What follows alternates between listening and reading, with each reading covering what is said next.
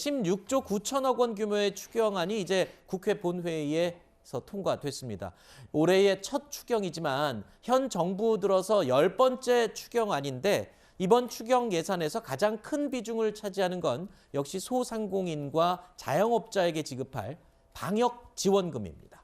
최대 300만 원씩 오는 23일부터 지급할 예정이라고 합니다.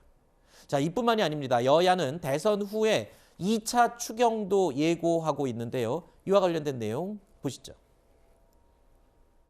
민생 추경이 처리됐습니다. 본 예산에 미처 반영할 수 없을 만큼 바이러스의 여파가 컸기 때문입니다. 부족한 부분은 이재명 후보 당선 즉시 충분히 더 보상하도록 하겠습니다.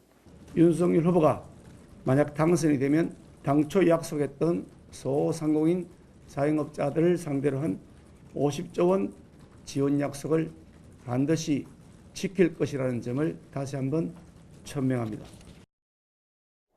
일부 언론들은요, 이 대선을 앞두고 돈을 뿌리는 게 아니냐라고 지적을 하고 있습니다.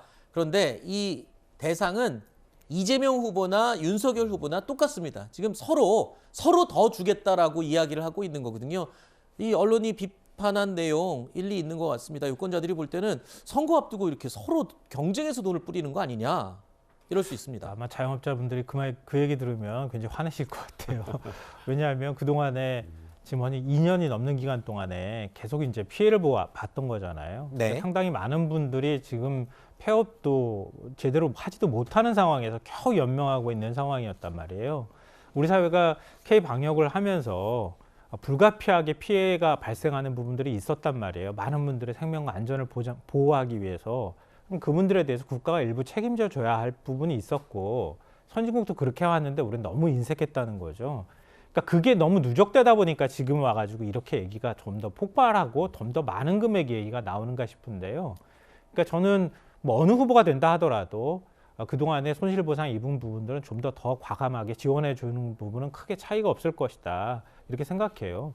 그러니까 그 부분까지 우리가 우리 사회에서 뭐랄까요, 인색하게 비판하는 건 좀 바람직하지 않다고 저는 생각합니다. 네. 근데 사실 이제 뭐 말씀하셨던 것처럼 소상공인분들이 워낙 많은 큰 피해를 봤기 때문에 당연히 어느 정도 이제 정부 차원에서 보상을 해야 되는 건 맞다고 생각을 하는데 이제 선거 앞두고 서로 경쟁적으로 금액을 얘기하는 것에 대해서는 이게 과연 그럼 이거 우리나라 지금 세금으로 다 감당이 되는 건가? 이거 무조건 국채 발행해서 그냥 빚내서 해야 되는 건가? 뭐 양후보 똑같습니다.